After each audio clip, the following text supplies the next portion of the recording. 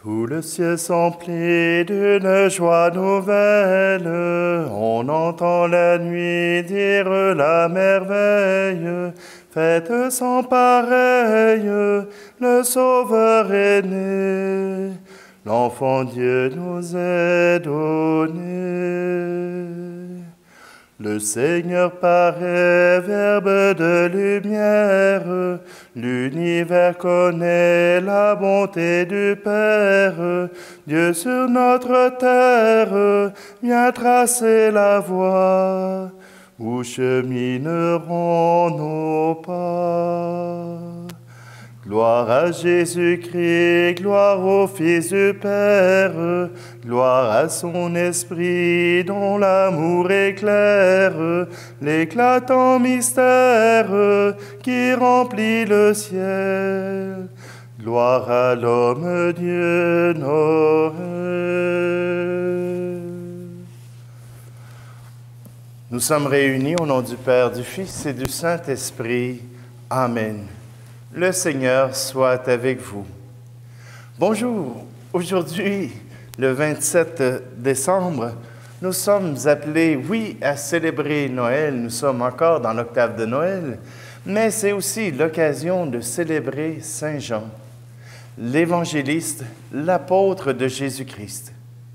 Saint Jean est probablement l'apôtre dont les Écritures nous parlent plus d'intimité. Saint Jean, c'est celui qui s'est penché sur le cœur de Jésus pour parler au nom des apôtres. Saint Jean, c'est celui qui était à l'Ascension, qui était dans tous les événements importants de la vie de Jésus. Pierre, Jacques et Jean, c'est celui-là. Jean a vécu plus longtemps que les autres puisqu'il était le plus jeune et qui s'est retiré sur l'île de Patmos pour écrire l'Évangile et l'Apocalypse. Aujourd'hui, les scientifiques ne s'entendent pas trop à savoir si Jean lui-même a écrit l'Apocalypse, mais on lui attribue quand même ce livre. Saint Jean, c'est celui qui nous montre le cœur de Jésus, celui qui nous montre le cœur de Dieu dans toute sa splendeur, l'amour qui nous est donné, l'amour qui nous est offert. Alors avec Saint Jean, plongeons dans l'amour de Dieu, plongeons dans cet amour infini qui nous est donné.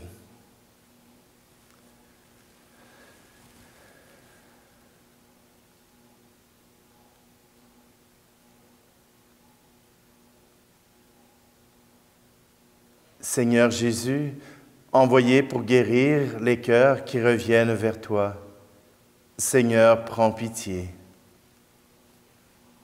Ô Christ, venu appeler les pécheurs, ô Christ, prends pitié.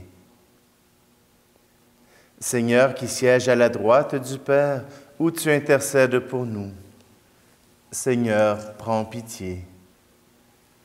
Que Dieu Tout-Puissant nous fasse miséricorde, qu'il nous pardonne nos péchés et nous conduise à la vie éternelle. Amen. Prions.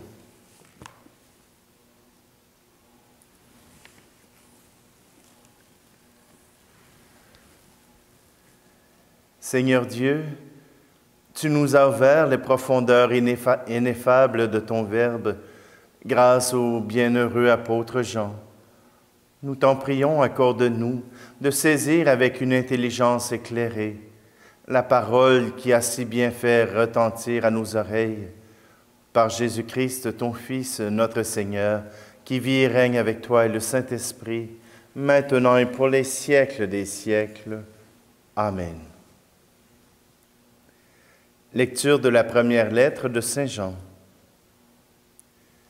Bien-aimés, ce qui était depuis le commencement, ce que nous avons entendu, ce que nous avons vu de nos yeux, ce que nous avons contemplé et que nos mains ont touché du Verbe de vie, nous vous l'annonçons. Oui, la vie s'est manifestée, nous l'avons vue, et nous rendons témoignage. Nous vous annonçons la vie éternelle qui était auprès du Père et qui s'est manifestée à nous. Ce que nous avons vu et entendu, nous vous l'annonçons à vous aussi, pour que vous aussi, vous soyez en communion avec nous. Or, nous sommes nous aussi en communion avec le Père et avec son Fils Jésus-Christ, et nous écrivons cela, afin que notre joie soit parfaite. Parole du Seigneur. Nous avons vu les pas de notre Dieu, croiser les pas des hommes. Nous avons vu brûler comme un grand feu pour la joie de tous les pauvres. Reviendra-t-il marcher sur nos chemins, changer nos cœurs de pierre? Reviendra-t-il semer au creux des mains l'amour et la lumière? Nous avons vu fleurir dans nos déserts les fleurs de la tendresse. Nous avons vu brûler sur l'univers l'aube d'une paix nouvelle. Reviendra-t-il marcher sur nos chemins, changer nos cœurs de pierre? Reviendra-t-il semer au creux des mains l'amour et la lumière? Nous avons vu danser les malheureux comme au jour de la fête. Nous avons vu renaître au fond des yeux l'espérance déjà morte. Reviendra-t-il marcher sur nos chemins, changer nos cœurs de pierre? Reviendra-t-il semer au creux des mains l'amour et la lumière? Nous avons vu le riche s'en aller, le cœur et les mains vides. Nous avons vu le pauvre se lever, le regard plein de lumière. Reviendra-t-il marcher sur nos chemins, changer nos cœurs de pierre? Reviendra-t-il semer au creux des mains l'amour et la lumière? Alléluia, Alléluia, Alléluia, Alléluia. À toi, Dieu, notre louange, toi que les apôtres glorifient, nous t'acclamons, tu es Seigneur. Alléluia, Alléluia, Alléluia, Alléluia. Le Seigneur soit avec vous. Évangile de Jésus-Christ selon saint Jean. Le premier jour de la semaine, Marie-Madeleine courut trouver Simon-Pierre et l'autre disciple, celui que Jésus aimait. Et elle leur dit, « On a enlevé le Seigneur de son tombeau, et nous ne savons pas où on l'a déposé. » Pierre partit donc avec l'autre disciple pour se rendre au tombeau. Et ils couraient tous les deux ensemble, mais l'autre disciple courut plus vite que Pierre et arriva le premier au tombeau. En se penchant, il s'aperçoit que les linges sont posés à plat. Cependant, il n'entre pas. Simon-Pierre, qui le suivait, arrive à son tour. Il entre dans le tombeau. Il aperçoit les linges posés à plat ainsi que le suaire qui avait entouré la tête de Jésus, non pas posé avec les linges, mais roulé à part à sa place. C'est alors qu'entra l'autre disciple, lui qui était arrivé le premier au tombeau. Il vit et il crut. Acclamons la parole de Dieu. Ça fait drôle de parler de la résurrection au moment où on fête Noël, et pourtant le lien est si frappant. Au moment où on s'aperçoit de la résurrection, où on s'aperçoit que Jésus a vaincu la mort, que Jésus a dépassé la mort et qu'il apparaît aux apôtres, voilà qu'ils deviennent les témoins de la résurrection, mais aussi les témoins de toute sa vie. Ils en sont les témoins tout simplement parce qu'ils ont vu, ils ont vécu avec Jésus, le Christ, le Messie. Et à cause de la résurrection, voilà que les apôtres comprennent à rebours ce qui s'est passé dans leur vie. Un peu comme les disciples d'Emmaüs qui se sont fait enseigner par Jésus toutes les Écritures où on parlait du Messie, toutes les Écritures où on parlait du Sauveur. Jean a été ce témoin privilégié et il parle de ce qu'il connaît. Il n'a pas entendu dire, il parle de ce qu'il connaît et il l'a mis par écrit. Ah, bien sûr, nous avons tous la liberté de croire ces paroles ou non. Ces dernières années, on nous a dit que c'était des histoires de bonhomme 7 heures, que c'était des histoires inventées pour que l'homme puisse se sentir mieux, que l'homme puisse se sentir meilleur.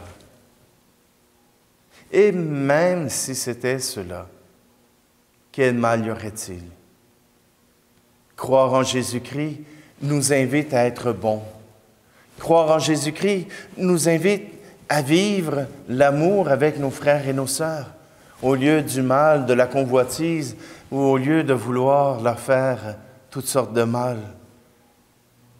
Croire en Jésus nous invite à être de meilleures personnes. Les témoins qui ont suivi Jésus ont été ceux qui en ont parlé.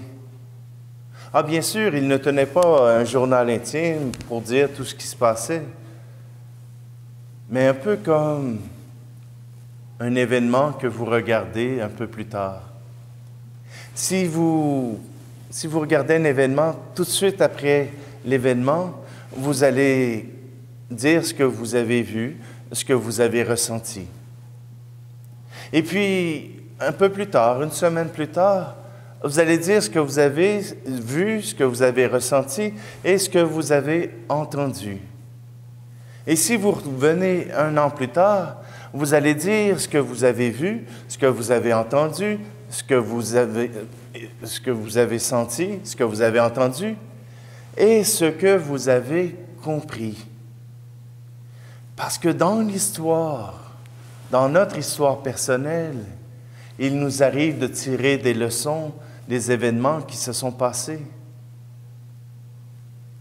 Si l'écriture de Jean est plus complexe, c'est parce qu'il était rendu à la 4e étape, à comprendre, à expliquer à d'autres ce qui se passe vraiment pour Jésus. Et peut-être aussi que pour Jean, il y avait deux étages de compréhension. Comprendre exactement le texte et comprendre la leçon qu'il y a à garder. Simplement, Jean nous aide à comprendre aujourd'hui le mystère de la naissance. Ce mystère où Dieu s'est manifesté. Avant la naissance, à la naissance de Jésus, et ensuite tout au long de sa vie. Avec Jean, nous pouvons nous approcher du Seigneur, car il nous invite à l'aimer.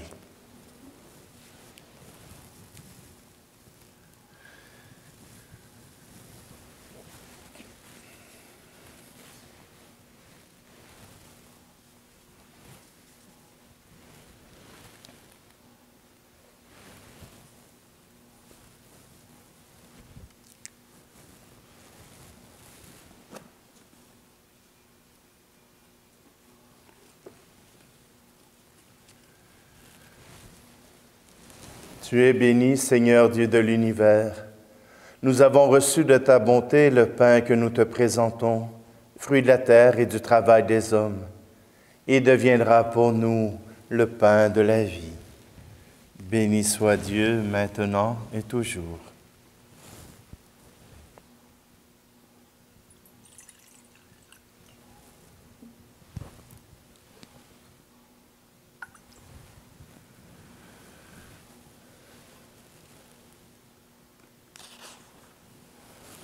Tu es béni, Seigneur, Dieu de l'univers. Nous avons reçu de ta bonté le vin que nous te présentons, fruit de la vigne et du travail des hommes. Il deviendra pour nous le vin du royaume éternel. Béni soit Dieu maintenant et toujours.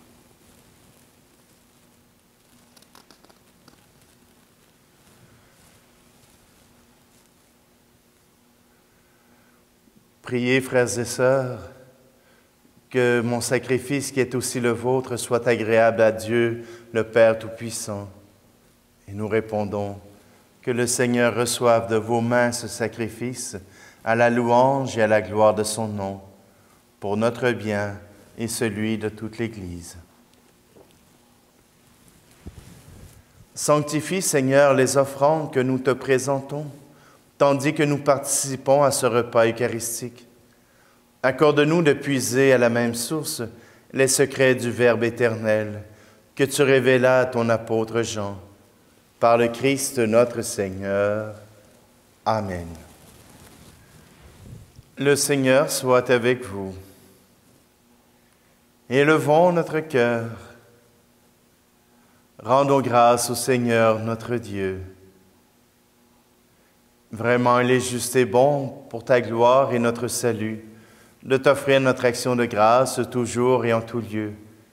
Seigneur, Père très saint, Dieu éternel et tout-puissant, par le Christ notre Seigneur, dans le mystère de la Nativité, celui qui par nature est invisible s'est rendu visible à notre chair. Engendré avant le temps, il entre dans le cours du temps. Relevant en lui la création déchue, il restaure toutes choses et ramène l'homme perdu vers le royaume des cieux. C'est pourquoi nous te louons avec les anges, et dans la joie nous te célébrons en proclamant. Tu es saint, Seigneur, ô notre Père, paix aux hommes et gloire à toi. Terre et ciel sont remplis de ta gloire. Hosanna au plus haut des cieux. Hosanna au plus haut des cieux. Béni soit celui qui vient au nom du Seigneur. Hosanna au plus haut des cieux. Hosanna au plus haut des cieux. Toi qui es vraiment saint, toi qui es la source de toute sainteté, Dieu notre Père, nous voici rassemblés devant toi, et dans la communion de toute l'Église, nous célébrons le jour très saint où Marie, dans la gloire de sa virginité, enfanta le Sauveur du monde. Par lui, notre Rédempteur et notre Seigneur, nous te prions. Sanctifie ces offrandes en répandant sur elles ton esprit, qu'elles deviennent pour nous le corps et le sang de Jésus, le Christ, notre Seigneur. Au moment d'être livré et d'entrer librement dans sa passion, il prit le pain. Il rendit grâce et le rompit, et le donna à ses disciples en disant, « Prenez et mangez-en tous. Ceci est mon corps livré pour vous. »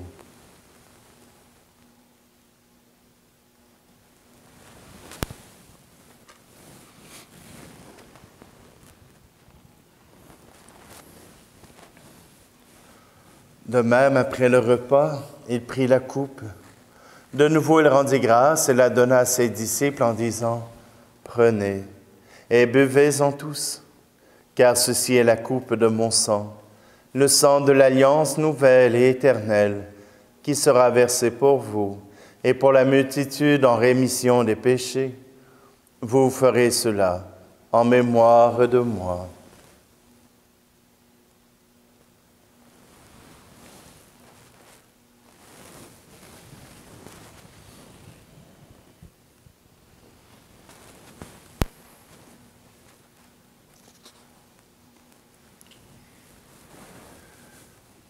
Jésus est mort, Jésus est vivant, Jésus reviendra, Alléluia.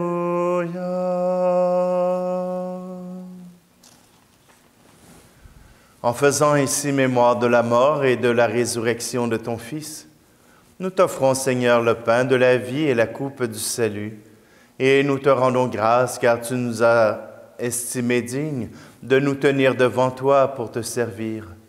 Humblement, nous te demandons qu'en ayant part au corps et au sang du Christ, nous soyons rassemblés par l'Esprit Saint en un seul corps. Souviens-toi, Seigneur, de ton Église répandue à travers le monde.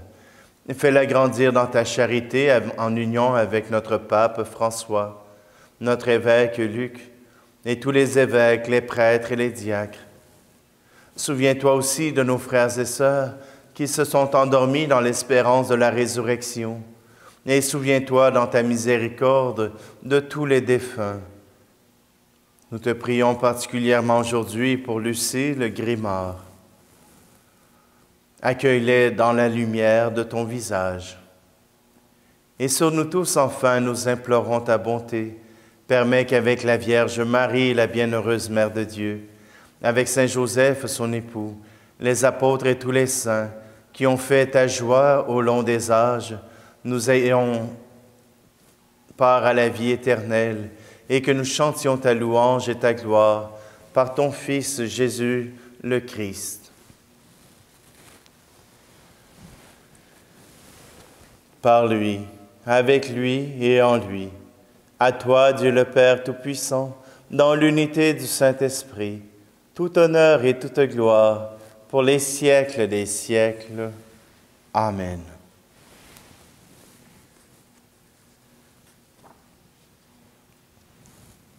Si Saint Jean a pu connaître le cœur de Jésus en s'appuyant sur sa poitrine, il peut certainement nous aider à reprendre cette prière que Jésus nous a apprise.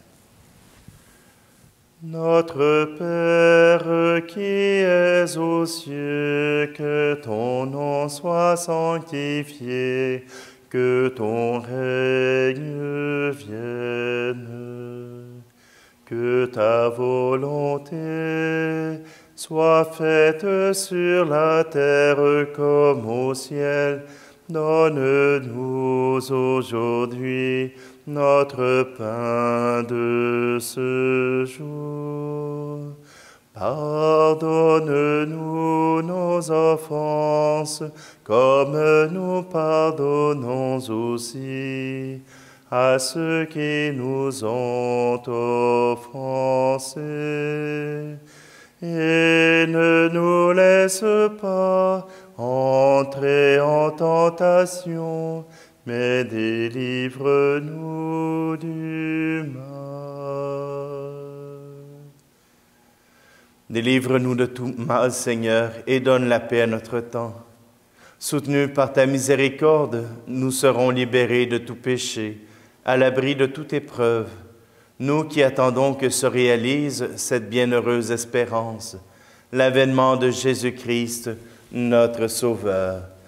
Car c'est à toi qu'appartiennent le règne, la puissance et la gloire pour les siècles des siècles. Seigneur Jésus-Christ, tu as dit à tes apôtres, je vous laisse la paix, je vous donne ma paix. Ne regarde pas nos péchés, mais la foi de ton Église, pour que ta volonté s'accomplisse. Donne-lui toujours cette paix et conduis-la vers l'unité parfaite, toi qui vis et règnes pour les siècles des siècles. Amen. Que la paix du Seigneur soit toujours avec vous.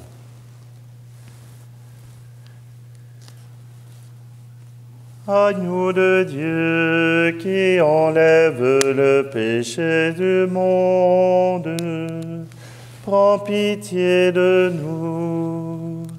Agneau de Dieu qui enlève le péché du monde, prends pitié de nous. Agneau de Dieu qui enlève le péché du monde, donne-nous la paix.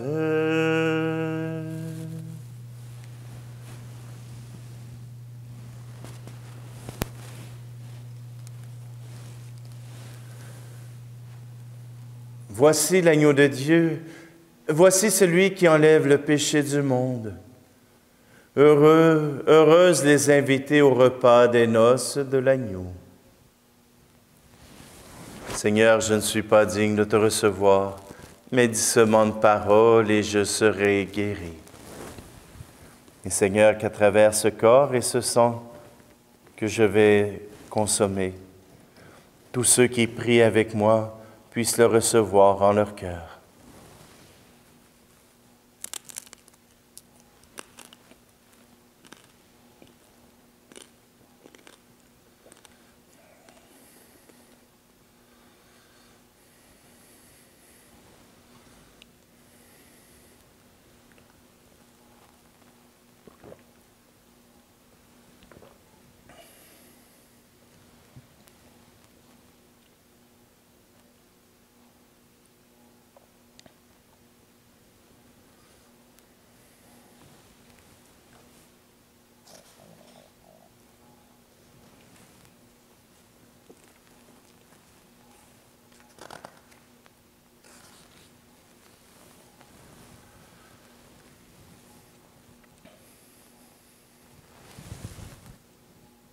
Nous t'en prions, Dieu Tout-Puissant, que le Verbe fait chair, proclamé par le bienheureux apôtre Jean, demeure toujours en nous, grâce au sacrement que nous venons de célébrer, par le Christ notre Seigneur.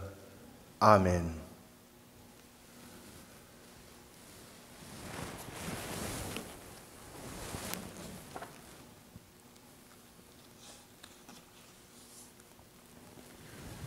Le Seigneur soit avec vous. Dans son infinie bonté, Dieu a dissipé les ténèbres du monde par l'incarnation de son Fils. Par sa nativité glorieuse, il a fait resplendir cette nuit très sainte. Qu'il éloigne de vous les ténèbres des péchés, qu'il éclaire vos cœurs pour que vous pratiquiez le bien. Amen. Il a voulu que l'ange annonce aux bergers une grande joie, la naissance du Sauveur. Qu'il mette en vos cœurs sa propre joie et vous envoie annoncer son évangile. Amen. Par l'incarnation de son Fils, il a scellé l'alliance du ciel et de la terre. Qu'il vous comble de sa paix et de sa bienveillance, qu'il vous unisse à l'Église du ciel. Amen. Et que la bénédiction de Dieu Tout-Puissant, le Père, le Fils et l'Esprit Saint descendent sur vous et y demeurent pour toujours. Amen.